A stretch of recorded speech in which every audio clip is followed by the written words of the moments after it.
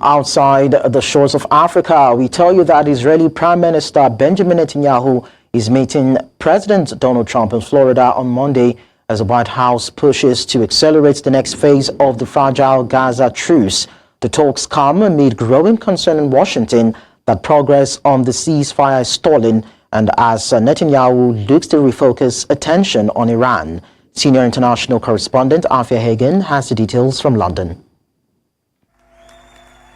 Israeli Prime Minister Benjamin Netanyahu is heading to Florida for high-stakes talks with US President Donald Trump as pressure mounts to push forward the next phase of the fragile Gaza Truce. The meeting at Trump's Mar-a-Lago resort is the leader's fifth in the US this year, and it comes as White House officials grow increasingly concerned that both Israel and Hamas are dragging their feet on implementing Phase 2 of the ceasefire agreement. Trump, who says Netanyahu requested the talks, is eager to roll out his plan for Gaza, including the creation of a technocratic Palestinian government and the deployment of the International Stabilization Force as early as January. Israeli officials say Netanyahu will focus on ensuring Hamas is disarmed and Gaza demilitarized. But he's also expected to shift attention to Iran, pushing for tougher US action amid renewed concerns Tehran is rebuilding its missile arsenal after June's 12-day war. Analysts say Netanyahu's renewed emphasis on Iran comes after Trump declared US strikes this summer had destroyed Tehran's nuclear program, undercutting Israel's long-standing argument for stronger American intervention. The talks cap an intense diplomatic stretch for Trump, who hosted Ukrainian President Volodymyr Zelensky just 24 hours earlier, and Washington is keen to maintain momentum after brokering October's Gaza ceasefire, a signature achievement of Trump's first year back in office. Mediators from Qatar, Egypt and Turkey have quietly met with Trump's envoys in Miami, but experts warn time is running out. Phase 2 requires Israel to withdraw from Gaza and Hamas to lay down its weapons, which is a major sticking point. An interim Palestinian Authority and the International Stabilization Force are meant to take over, but ceasefire violations continue on both sides. With Israel entering an election year, analysts say Netanyahu may also be trying to shift the political narrative back to Iran as he fights to stay in power. For News Central, I'm Afua Hagan. For more on this, I'm joined by our senior international correspondent and anchor, Afua Hagan. Afua, how significant is this meeting for the future of the Gaza Truce, and what does each side really want to get out of it today? Well, this meeting is hugely significant because the second phase of the ceasefire hasn't really materialized. It hasn't taken hold at all since the first phase of the ceasefire came into force in October. Now, we say ceasefire, there is still strikes happening and violations of the ceasefire happening on both sides. But for phase 2 to take effect, for more things to work towards total peace in Gaza, phase 2 needs to happen. These talks absolutely need to happen. And so this is significant. It's Prime Minister Netanyahu's fifth visit to the White House this year. And it's hoped that this is the one that can get those second phase ceasefire talks over the line. But like I say, there is lots of stalling over the details in the ceasefire agreement, over Hamas completely laying down its arms, over the recognition of a Palestinian state, something that Israel says it will never do. So very significant talks. Whether they will actually have any headway remains to be seen.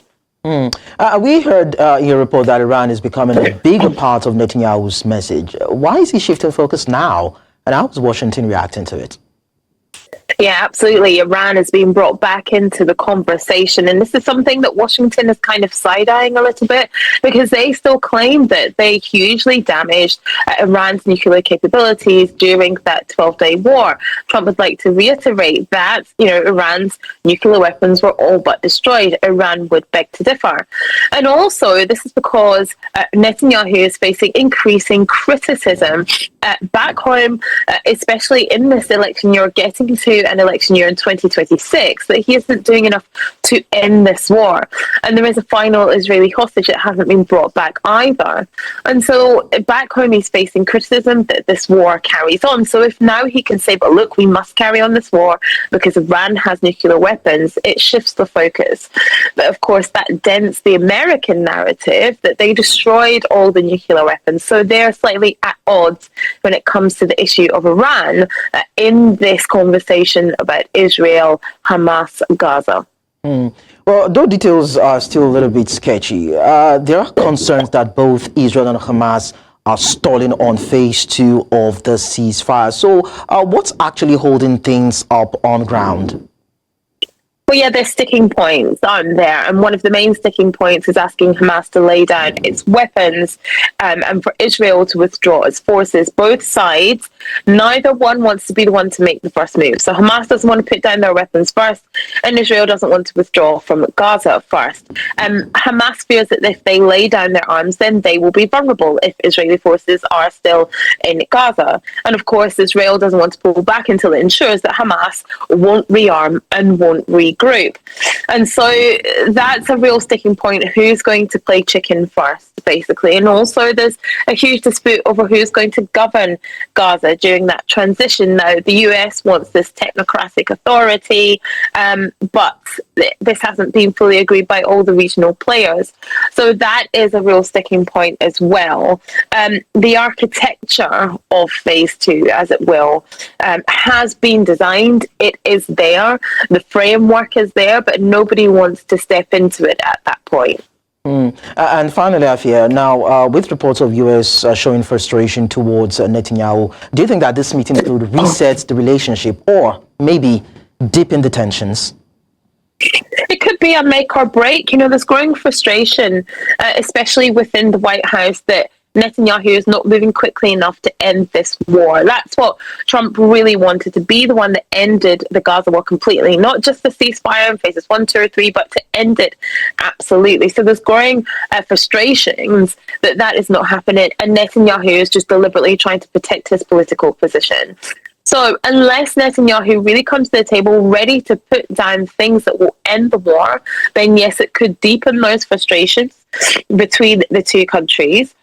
If this meeting ends with a firm commitment from Netanyahu, then Trump could be happy and it could reset things. But it all depends on how prepared Prime Minister Netanyahu is to genuinely end this war. Well, definitely seems everything boils down to what Netanyahu's decision would eventually be as regards the Gaza Truce right there. But then thank you so much, Afua Hagan, for sharing these details with us.